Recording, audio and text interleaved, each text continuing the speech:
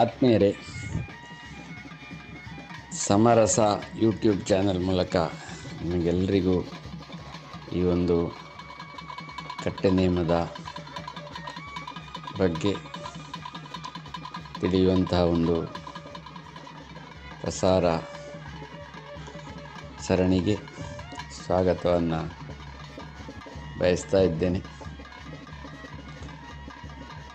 ನಮ್ಮ ಕಾನಮಠಕ್ಕೆ ಸೇರಿದವರಾದಂತಹ ಎಚ್ ಶಿವರಾಮ್ ಭಟ್ರು ಎಲ್ಲ ಕಾರ್ಯಕ್ರಮಗಳನ್ನು ಸಕಾಲಕ್ಕೆ ಬಂದು ಅದನ್ನು ಚಿತ್ರೀಕರಿಸಿ ಕಾನಮಠಕ್ಕೆ ಸೇರಿದವರು ಎಲ್ಲ ಭಾಗಗಳಲ್ಲಿರುವವರಿಗೂ ಸರಿಯಾಗಿ ಸಮಯಕ್ಕೆ ಸರಿಯಾಗಿ ಕ್ಲುಪ್ತವಾಗಿ ಚಂದವಾಗಿ ಸುಂದರವಾಗಿ ತಲುಪಿಸುವಂಥ ಒಂದು ವ್ಯವಸ್ಥೆಯನ್ನು ಮಾಡಿ ಕೊಡುತ್ತಾ ಬಂದಿದ್ದಾರೆ. ಹಾಗೆ ಕಟ್ಟೆ ನೇಮದ ಪ್ರಥಮ ಭಾಗವನ್ನು ನೀವು ನೋಡಿದ್ದೀರಿ. ಇದು ದ್ವಿತೀಯ ಭಾಗದಲ್ಲಿ ಕಟ್ಟೆಯಲ್ಲಿ ನಾವು ಕೋಲ ರೂಪದಲ್ಲಿ ಆರಾಧಿಸುವಂತಹ ದೈವಗಳ ಕುರಿತು ಸಣ್ಣ ಪರಿಚಯವನ್ನು, ಅದೇ ರೀತಿ ಅದರ ಆರಾಧನಾ ಪ್ರಕ್ರಿಯೆಯನ್ನು ಕಾಣಲಿಕ್ಕೆ ಸಾಧ್ಯ ಇದೆ. ರಾತ್ರಿಯ ಭಂಡಾರ ಬಂದು ತೊಡಂಗಲಿನ ನಂತರದಲ್ಲಿ ಈ ಭೂತಾರಾಧನೆಯ ವ್ಯವಸ್ಥೆಗೆ ಬೇಕಾಗಿ ಆ ಕೋಲಧಾರಿಗಳಿಗೆ ಒಂದು ಎಣ್ಣೆ ಬುಳ್ಯ ಕೊಡುವುದು ಅಂತ ಹೇಳುವಂಥ ಒಂದು ಪದ್ಧತಿ ಇದೆ. ಅವರು ಆ ಎಣ್ಣೆ ಬುಳ್ಯವನ್ನು ಪಡೆದುಕೊಂಡು ಶುಚಿರ್ಭೂತರಾಗಿ ಅವರದೇ ಆದ ಸಂಪ್ರದಾಯ ಇದೆ. ಕೋಲ ಕಟ್ಟುವವರಿಗೆ ಹಲವು ರೀತಿಯ ಸಂಪ್ರದಾಯಗಳಿದೆ, ಹಲವು ರೀತಿಯ ವ್ರತಗಳಿವೆ. ಅದನ್ನೆಲ್ಲ ಅವರು ಆಚರಿಸ್ತಾರೆ. ಆ ಒಂದು ಆಚರಣೆಗಳನ್ನು ಅವರು ಮಾಡಿಕೊಂಡು ಮುಖಕ್ಕೆ ಅರ್ಧಾಳ ಬಣ್ಣ ಏನಿದೆ ಅದು ಅವರು ಹಚ್ಚುತ್ತಾರೆ. ಕಾಲಿಗೆ ಗಗ್ಗರ ಅನ್ನುವಂಥದ್ದು ಒಂದು ವ್ಯವಸ್ಥೆ ಇದೆ, ಅದನ್ನು ಹಾಕಿಕೊಳ್ತಾರೆ. ಅದೆರಡು ಹಾಕಿದಲ್ಲಿಗೆ ಆ ಭೂತಾರಾಧನೆಯ ಪ್ರಕ್ರಿಯೆ ಪ್ರಾರಂಭವಾಗ್ತದೆ ಅವರ ವ್ಯವಸ್ಥೆಯಲ್ಲಿ. ತದನಂತರದಲ್ಲಿ ಅವರು ಭಜಕರ ಮುಂಭಾಗದಲ್ಲಿ ಬಂದು ನಿಲ್ತಾರೆ. ಎಲ್ಲರ ಒಪ್ಪಿಗೆ ಕೇಳ್ತಾರೆ. ಭೂತದ ಅಣಿಯನ್ನು ನಾನು ಧರಿಸ್ತೇನೆ ಅಂತ ಹೇಳುವಂಥದ್ದು. ಆ ಅಣಿಯನ್ನು ನಾವು ಧರಿಸಲಿಕ್ಕೆ ಒಪ್ಪಿಗೆ ಕೊಡುವಂಥದ್ದು.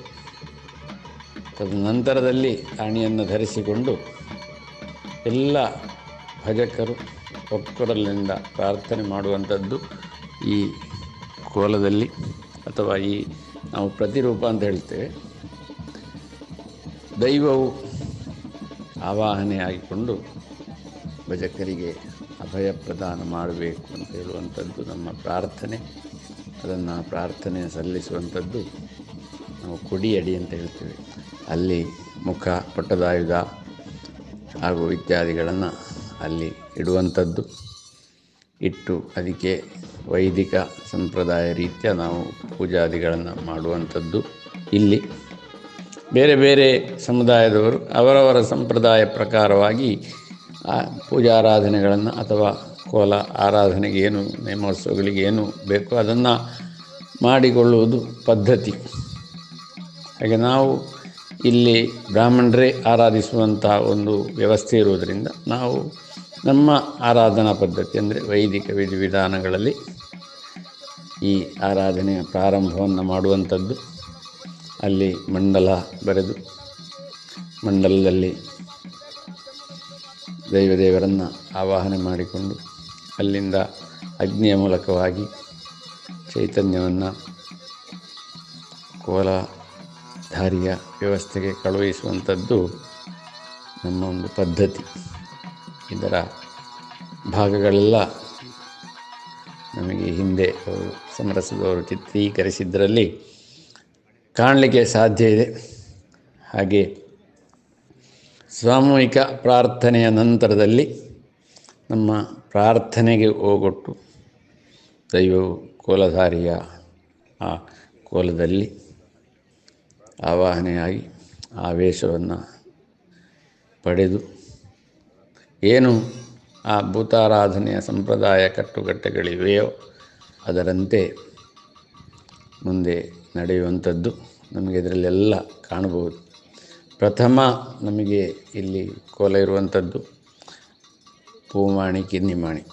ಇದರಲ್ಲಿ ಪೂಮಾಣಿ ಅಂದರೆ ನಾವಿಲ್ಲಿ ವಾಡಿಕೆಯಲ್ಲಿ ಕರೆಯುವಂಥದ್ದು ಅಣ್ಣನೇಮ ಅಂಥೇಳಿ.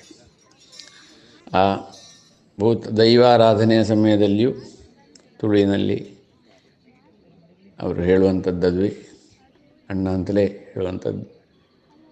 ಹಾಗೆ ತಮ್ಮನಿಗೆ ಕೇಳ್ಬೋದು ನಿಮಗೆ ಅದರಲ್ಲಿ ಮೆಗ್ಯಾರು ಅಂತೇಳಿ. ಹಾಗೆ ಪ್ರಸಾದ ಕೊಡುವಂಥ ಪದ್ಧತಿ ಇರುವುದು ಕಿನ್ನಿಮಾಣಿ ಅಂದರೆ ತಮ್ಮ ನೇಮದಲ್ಲಿ. ಅಣ್ಣ ನೇಮ ಬಂದು ಆ ಒಂದು ವ್ಯವಸ್ಥೆಯನ್ನು ಪೂರೈಸಿಕೊಂಡು ಏನು ಸಂಪ್ರದಾಯಗಳಿವೆ ಅದನ್ನೆಲ್ಲ ಪೂರೈಸಿಕೊಂಡು ಪುನಃ ಸ್ವಸ್ಥಾನವನ್ನು ಸೇರುವಂಥದ್ದು. ಅದರ ಮಧ್ಯದಲ್ಲಿ ದೆಯ್ಯಾರು ಅಂತ ಹೇಳುವಂತಹ ಒಂದು ದೈವ ಇದೆ, ಅದನ್ನು ಕಾಣಬಹುದು ನಿಮಗೆ. ಆ ದೆಯ್ಯಾರುವಿನ ನಂತರದಲ್ಲಿ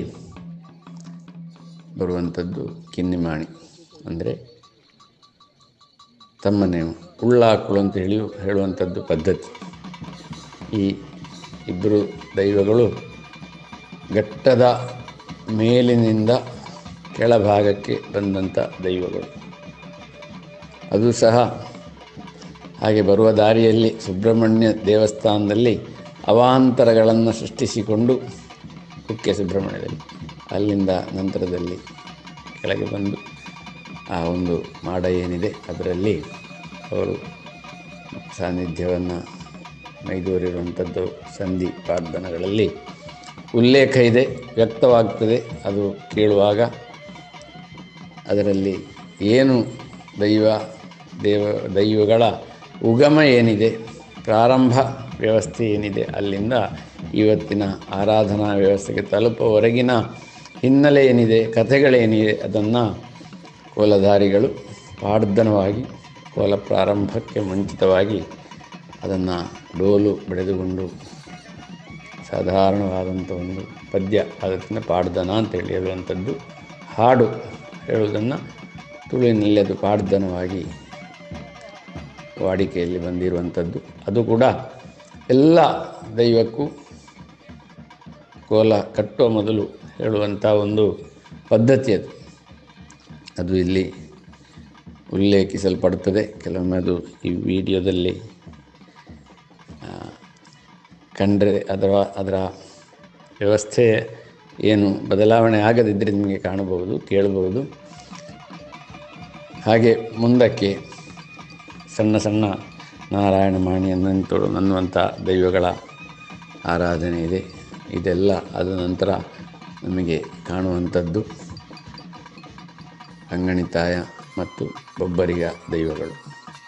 ಈ ಪೂಮಾಣಿ ಕಿನ್ನಿಮಾಣಿ ದೈವಗಳು ಕಾನ ಗ್ರಾಮದವರೆಲ್ಲರೂ ಸೇರಿ ಆರಾಧಿಸಿಕೊಂಡು ಬರಬೇಕಾದಂಥ ದೈವಗಳು. ಆದರೆ ಅದನ್ನು ನಿತ್ಯ ನೋಡಿಕೊಳ್ಳುವಂತಹ ಒಂದು ಹೊಣೆಗಾರಿಕೆ ಇರುವಂಥದ್ದು ಮೇಣ ಮನೆತನದವರಿಗೆ. ಇವತ್ತು ಮೇಣ ಮನೆತನದ ಶ್ರೀನಿಧಿ ಭಟ್ರು ಅವರ ಮನೆಯಲ್ಲೇ ಆರಾಧನೆ ಮಾಡಿಕೊಂಡಿದ್ದರು. ಪ್ರಸ್ತುತವಾಗಿ ಈಗ ಒಂದು ಭಂಡಾರದ ಕೊಟ್ಟಗೆಯನ್ನು ಕಟ್ಟಿ ಅಲ್ಲಿ ದೈವಗಳ ಒಂದು ಆರಾಧನೆಯನ್ನು ವ್ಯವಸ್ಥಿತವಾಗಿ ಮಾಡಿಕೊಂಡಿರುತ್ತಾರೆ.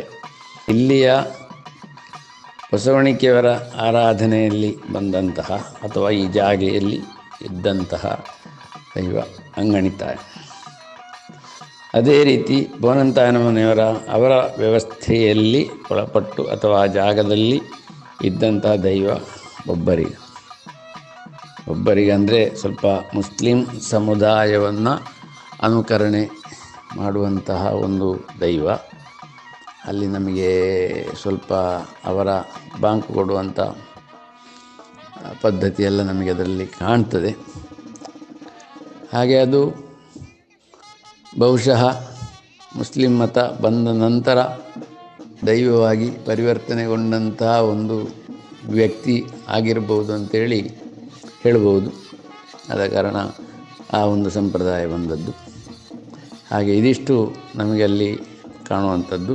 ಈಗ ಎಲ್ಲ ಭೂತಗಳ ದೈವಗಳ ಭಂಡಾರ ವ್ಯವಸ್ಥೆ ಅದು ಮೇಣ ಮನೆತನದಲ್ಲಿ ಈಗಲ್ಲ. ನಾವು ನಮಗೆ ಅರಿವು ಬರುವಾಗ ಏನಿತ್ತೋ ನಮ್ಮ ಕಾನಮಠದ ಪರಂಪರೆ ಬಗ್ಗೆ ಹೇಳುವಂಥ ಕರಾರಿನ ಉಲ್ಲೇಖದಲ್ಲಿಯೇ ಈ ಎಲ್ಲ ಭಂಡಾರಗಳ ವ್ಯವಸ್ಥೆ ಮೇಣ ಮನೆತನದವರ ಸುಪರ್ದಿಯಲ್ಲಿ ಇದೆ ಎಂಬುದಾಗಿ ನಮಗೆ ದಾಖಲೆಯಲ್ಲಿ ಉಲ್ಲೇಖ ಮಾಡಿ ಕಂಡುಬರ್ತದೆ.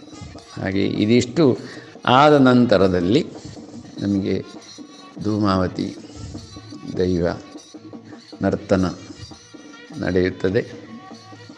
ಆ ಧೂಮಾವತಿ ದೈವದ ನರ್ತನದಲ್ಲಿ ಪ್ರಸಾದ ಪಡೆಯಲು ಎಲ್ಲರೂ ಸಾರ್ವಜನಿಕರು, ಭಜಕರು ಎಲ್ಲರೂ ಬರ್ತಾರೆ. ಈ ಪ್ರದೇಶದವರಿರ್ಬೋದು, ಹೊರ ಪ್ರದೇಶದವರಿರ್ಬೋದು, ಹಾಗೆಲ್ಲ ಕಡೆಯಿಂದ ದೈವದ ಪ್ರಸಾದ ಪಡೆಯಲು ಜನ ಬರುತ್ತಿದ್ದಾರೆ.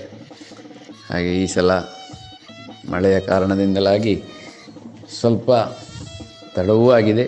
ಆದರೆ ನಿರೀಕ್ಷೆಗೆ ಮೀರಿ ಜನರೂ ಬಂದಿದ್ದಾರೆ. ಆದ್ದರಿಂದ ಈ ಕೋಲ ಮುಗಿಯುವ ಹೊತ್ತು ಕೂಡ ಬಹಳ ದೀರ್ಘ ಆಗಿದೆ. ಇದೆಲ್ಲ ನಮಗೆ ಚಿತ್ರೀಕರಣದಲ್ಲಿ ಕಾಣಬಹುದು. ಭೂತಾರಾಧನೆಯಲ್ಲಿ ನಮಗೆ ಕಂಡುಬರುವಂತಹ ಘಟ್ಟಗಳು, ಮೊದಲು ಪ್ರಾರ್ಥನೆ, ಈ ಕೋಲ ರೂಪದಲ್ಲಿ ದೈವ ಆವಾಹನೆಯಾಗಿ ಬರಬೇಕು ಅಂತ ಹೇಳುವಂಥದ್ದು ಒಂದು ಹಂತ. ಆವಾಹನೆಯಾಗಿ ನಂತರದಲ್ಲಿ ಆ ದೈವದ ಮುಖವರ್ಣಿಕೆ, ಮುಖವಾಡ ಅಥವಾ ಮುಖ ಅಂತ ಹೇಳ್ತೇವೆ, ಮೊಗ ಅಂತ ಹೇಳ್ತೇವೆ, ಅದನ್ನು ಇಟ್ಟುಕೊಂಡು ಕುಣಿಯುವಂಥದ್ದು. ಅದಕ್ಕೂ ಒಂದು ಚೌಕಟ್ಟಿದೆ, ಸಂಪ್ರದಾಯ ಇದೆ. ಅದ ನಂತರದಲ್ಲಿ ಅದನ್ನು ತೆಗೆದು ಮುಖ ತೆಗೆದ ನಂತರ ಧೂಮಾವತಿಗಾದರೆ ತಲೆಪಟ್ಟ ಅಂತ ಹೇಳುವಂಥದ್ದನ್ನು ಇಡಲಿಕ್ಕಿದೆ. ಕೆಲವೊಮ್ಮೆ ತಲೆಪಟ್ಟವು ಮೊದಲೇ ಇಡುವ ಸಂಪ್ರದಾಯಗಳು ಇವೆ. ಏನಿದ್ದರೂ ಅದರ ನಂತರದಲ್ಲಿ ಒಂದು ದರ್ಶನ, ಅದರ ನಂತರ ಪಟ್ಟದಾಯದ ಹಿಡಿದು ಅಲ್ಲಿಂದ ನಂತರ ಭೂತದ ಏನು ಆರಾಧನಾ ವ್ಯವಸ್ಥೆ ಚೌಕಟ್ಟಿದೆ ಅದು ಮುಂದುವರಿಯುತ್ತದೆ. ಅಲ್ಲಿ ಬರುವಾಗ ನಂತರದಲ್ಲಿ ಬರುವಂಥದ್ದು ನಮ್ಮ ಈ ವ್ಯವಸ್ಥೆಯ ಏನು ಅಂದರೆ ನಮ್ಮ ಆರಾಧನಾ ವ್ಯವಸ್ಥೆಯ ಅಲ್ಲಿ ಬರುವಂಥದ್ದು ಭೂತಕ್ಕೆ ಬಾರಣೆ ಅಂತ ಹೇಳ್ತೇವೆ, ಅದನ್ನು ನೀಡುವಂಥದ್ದು. ನಾವಿಲ್ಲಿ ಸಾತ್ವಿಕವಾದಂಥ ಒಂದು ನೈವೇದ್ಯ ರೂಪದ ಬಾರಣೆಯನ್ನು ನೀಡುವಂಥದ್ದು. ಹೊದಳು, ತೆಳ್ಳವು ಅಂದರೆ ನೀರು ದೋಸೆ, ಅದಕ್ಕೆ ಬೆಲ್ಲ ಸುಳಿ ಅಂತ ಹೇಳ್ತೇವೆ, ತೆಂಗಿನಕಾಯಿ, ಅದರ ಸುಳಿಯನ್ನು ಬೆಲ್ಲದಲ್ಲಿ ಬೆರೆಸಿ ಇಡುವಂಥದ್ದು. ಬಾಳೆಹಣ್ಣು, ಹೊದಳು, ಜೇನು, ತುಪ್ಪ ಇತ್ಯಾದಿಗಳು ಸಾತ್ವಿಕ ರೂಪದಲ್ಲಿ ನಾವು ನೀಡುವಂಥದ್ದು. ಹಾಗೆ ಸಿಹಿಯಾಳವನ್ನು ಅದು ಲೆಕ್ಕ ಇದೆ, ಆ ಲೆಕ್ಕ ಏನಿದೆ ಅದರಂತೆ ಕ್ರಮಾಗತವಾಗಿ ನೀಡಿ ಬಾರಣೆ ಅನ್ನುವಂಥ ಒಂದು ವಿಧಿ ವಿಧಾನ ಪೂರ್ಣಗೊಂಡ ನಂತರದಲ್ಲಿ ಅಲ್ಲಿಂದ ನಂತರ ಶ್ರೀದೈವದ ಅರಿಶಿನ ಹುಡಿ ಪ್ರಸಾದವನ್ನು ನೀಡುವಂಥದ್ದು ಪದ್ಧತಿ. ಹಾಗೆಲ್ಲರಿಗೂ ಪ್ರಸಾದವನ್ನು ವಿತರಿಸಿ ಅಭಯವನ್ನು ನೀಡಿ ಕೊನೆಯಲ್ಲಿ ಕೋಲ ಆರಾಧನೆ ಪೂರ್ಣಗೊಳ್ಳುತ್ತದೆ. ಪೂರ್ಣಗೊಳ್ಳುವಾಗ ದೈವ ನುಡಿಯುವುದು, ನಾನು ಮೂಲ ಸ್ಥಾನದಲ್ಲಿ ಸೇರಿಕೊಳ್ತೇನೆ ಅಂತ ಹೇಳಿ ಅಲ್ಲಿಗೆ ಆ ಭೂತಾರಾಧನೆ ಪೂರ್ಣವಾಗ್ತದೆ.